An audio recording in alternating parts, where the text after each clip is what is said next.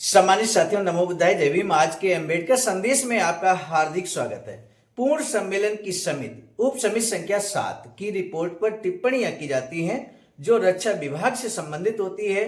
16 जनवरी 1931 को ये महत्वपूर्ण बैठक होती है जिसमें बाबा साहब के विचार, यहाँ पर बाबा साहब स्वयं अपने विचारों को रखते हैं। सम्मानित साथियों, बाबा साहब भारतीयकरण पर बहुत महत्वपूर्ण बात कहते हैं। वो जानना हर अम्बेडकरवादी के लिए बेहद जरूरी है, हर भारतीय के लिए जरूरी है कि आखिर भारतीयकरण का मतलब क्या हो सकता है। बाबा साहब भारतीयकरण का मतलब क्या समझते हैं?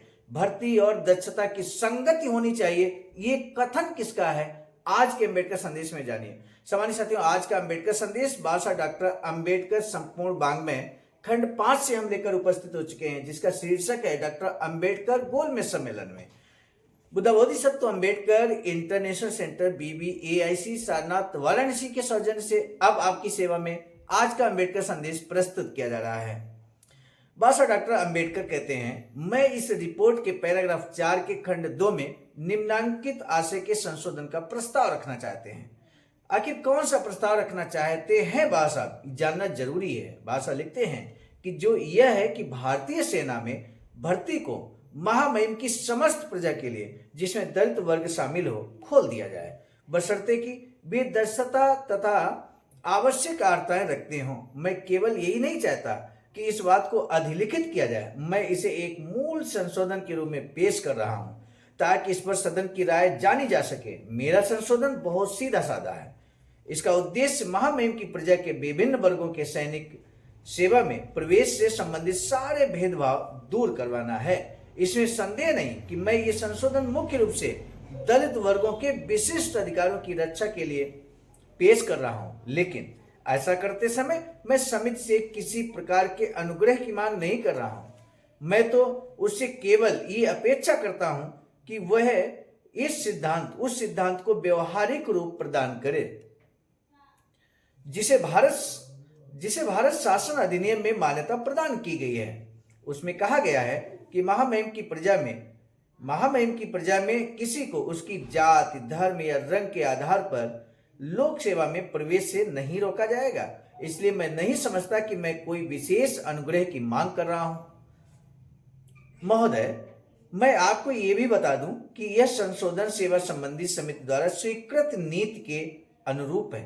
यदि आप इस समिति द्वारा नियुक्त सेवा संबंधी समिति की रिपोर्ट देखने का कष्ट करें तो आप देखेंगे कि उक्त समिति ने यह सुनिश्चित करने की दिशा में गंभीरतापूर्वक प्रयत्न किया है कि महामहिम की समस्त प्रजा को देश की लोक सेवाओं में उचित और पर्याप्त अवसर दिए जाएं, और यह कि उन्होंने न केवल कुछ ऐसे मूल अधिकारों का प्रतिपादन किया जिनसे महामहिम की प्रजा को किसी भी लोक सेवा में प्रवेश से रोके जाने पर संरक्षण प्राप्त हो सके, बल्कि उन्होंने प्रयत्न करके कुछ विशेष सिफारिशें की जिनमें कुछ विशिष्ट समुदायों का उल्लेख किया, जैसे एंग्लो इंडियन और दलित वर्ग।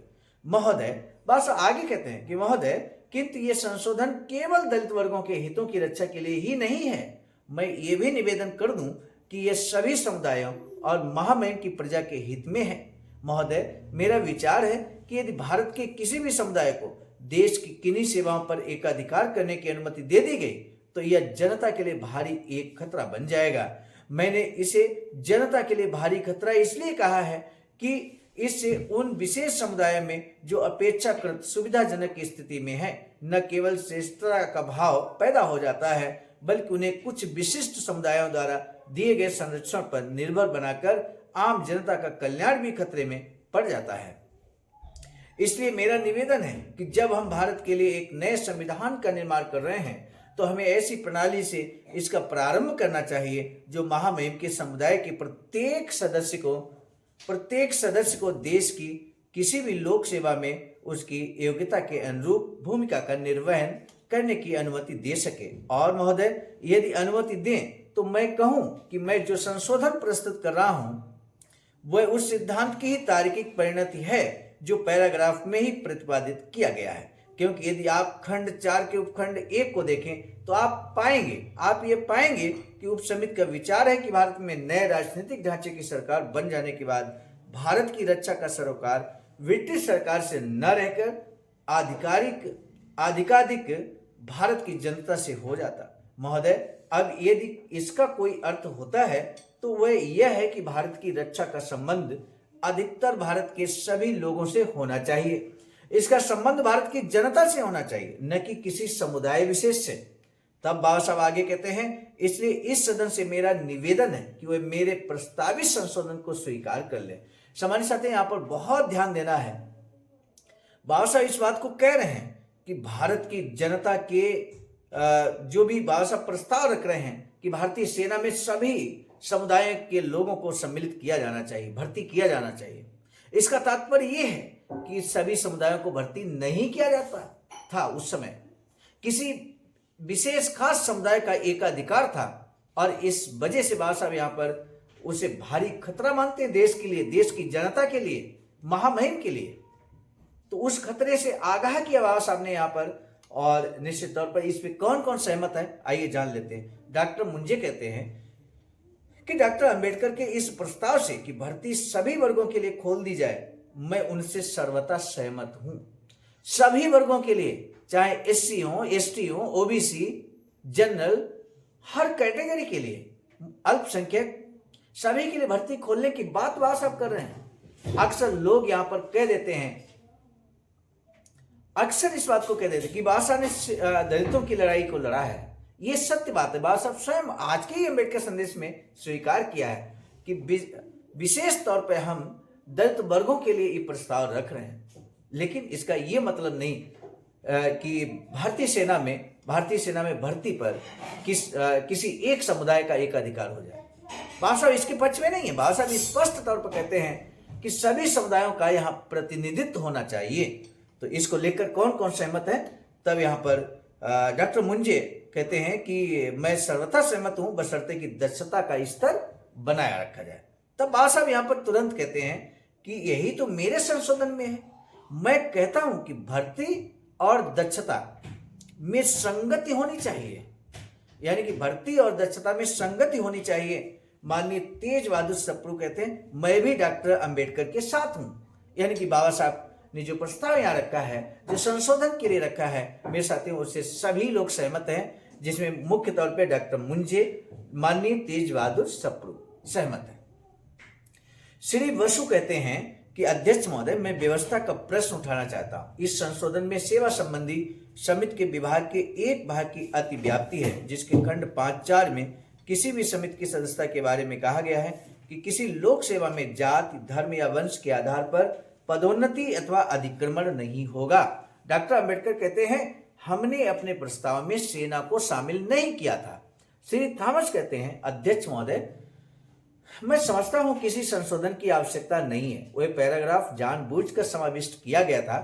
उप समिति का विचार है कि भारत में नए राजनीतिक ढांचे के विकसित हो जाने के बाद भारत की रक्षा का सरोकार केवल ब्रिटिश सरकार से न रहकर अधिकाधिक भारत की जनता से हो जाता है। इसमें यह नहीं कहा गया है कि भारत की रक्षा का सरोकार भारत के किसी वर्ग विशेष से होना चाहिए। ये तो इस बात को छिपाने के लिए जानबूझकर गढ़ लिया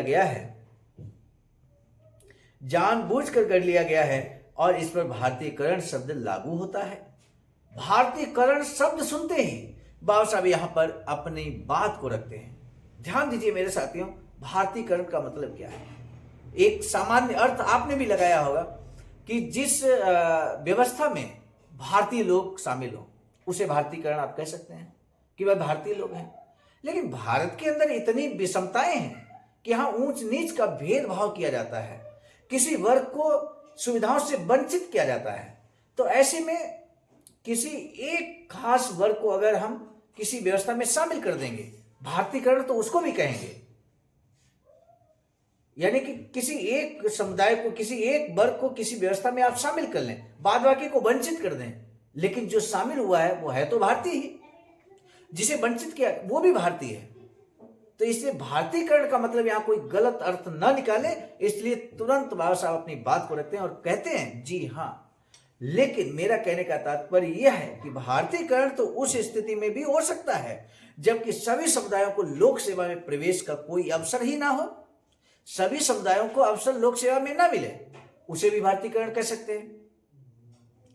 भारतीयकरण का तो तब यह अर्थ भी हो सकता है कि कुछ ही समुदायों का एकाधिकार बना रहे, कुछ ही समुदाय होंगे भारतीय, इसलिए उसको भारतीयकरण कह देंगे। मेरे साथियों, यहाँ पर बाबा साहब बहुत स्पष्ट तौर पर कहते हैं, अध्यक्ष महोदय कहते हैं यदि यह बात है तो इसको नोट किया जाएगा। और इस तरह से बाबा साहब ने जब यहाँ पर भारतीयकरण को लेकर अपनी बात को रखा, तो बाबा साहब की बात को गंभीरता से अध्यक्ष महोदय जो मताधिकार कमेटी के थे उन्होंने नोट कर लिया और उन्होंने इस बात को जो शामिल कर लिया, मतलब फाइनली प्रस्तावित कर दिया है और इस पर गंभीरता से विचार किया जाएगा और इस बात का जरूर ध्यान रखा जाएगा कि भारतीयकरण किया जाएगा, लेकिन भारतीयकरण में कुछ ही समुदायों का विशेषाधिकार न बना रहे, इस बात की व्यवस्था सुनिश्चित की जाएगी। सामान्य साथियों, आज के अम्बेडकर संदेश में जाना होगा कि किस तरह से बाबा साहब भर्ती में सभी समुदायों का प्रतिनिधित्व चाहते थे। ये बात आज के अम्बेडकर संदेश में आपने जानी है और ये 16 जनवरी 1931 को प्रथम गोलमेज सम्मेलन में ही इस बात को बाबा साहब ने कह दिया था। तो आज का अम्बेडकर संदेश का जो महत्वपूर्ण प्रश्न है, जो हर अम्बेडकर संदेश के लास्ट में पूछा जाता है, आज भी हमारे आपसे प्रश्न हम जानना चाहेंगे, भारतीयकरण पर बाबा साहब ने क्या तर्क दिया? भारतीयकरण पर बाबा साहब का क्या तर्क है, आप बता सकते हैं। दूसरा प्रश्न है, भर्ती और दक्षता की संगति होनी चाहिए, ये कथन किसका था? आपको बताना है। आज का अम्बेडकर संदेश बेहद शानदार है और इसलिए इस अम्बेडकर संदेश को आप जन जन तक पहुंचाने का कष्ट कीजिएगा। हमारा आपसे विशेष निवेदन है और इसी निवेदन के साथ, आग्रह अनुरोध के साथ अब इस अम्बेडकर संदेश को हम यही रोकना चाहेंगे। मिलेंगे नए अम्बेडकर संदेश में। आप सभी को सादर नमो बुद्धाय, जय भीम। सम्मानित साथियों, यदि आप हमारे इस चैनल आवाज का ऑफिशियल, जिस पर नियमित सुबह 5 बजे डॉक्टर अंबेडकर संदेश आपको मिलता है, आप हमारे इस चैनल को सपोर्ट करना चाहते हैं तो हमारा आपसे निवेदन है कि आप हमारे इस चैनल को सब्सक्राइब कर लें, वीडियो को शेयर, लाइक, कमेंट जरूर करें। सम्मानित साथियों, हम एक महत्वपूर्ण बात बताना उचित समझते हैं। बाबा साहब की अधूरी इच्छा के अनुरूप एक वैचारिकी सेंटर निर्माणाधीन है सारनाथ वाराणसी में, जहां पर 14,000 स्क्वायर फीट जमीन परचेज कर ली गई है ring road, green city, Faridpur, Sarnath में। वैचारिकी सेंटर के प्रशासनिक ब्लॉक का निर्माण कार्य कंप्लीट हो चुका है। शानदार बेहतरीन प्रशासनिक ब्लॉक का निर्माण पूर्ण हो चुका है। आगे अब मुख्य भवन को बनाने की बारी हम सबकी है और इस हेतु आप दिए गए अकाउंट नंबर पर अपना अमूल्य योगदान कर सकते हैं। आज का अंबेडकर संदेश हम लेकर उपस्थित हुए थे मिशन नायक बुद्ध मित्र मुसाफिर सर, राष्ट्रीय अध्यक्ष आवाज का नई दिल्ली की प्रेरणा में, और प्रस्तुतकर्ता में मैं स्वयं सर्वजित आर्य, राष्ट्रीय मीडिया प्रभारी, IIT सेल आवाज का नई दिल्ली। मिलेंगे नए डॉक्टर अम्बेडकर संदेश में, तब तक दीजिए इजाजत। आप सभी को सादर नमो बुद्धाय, जय।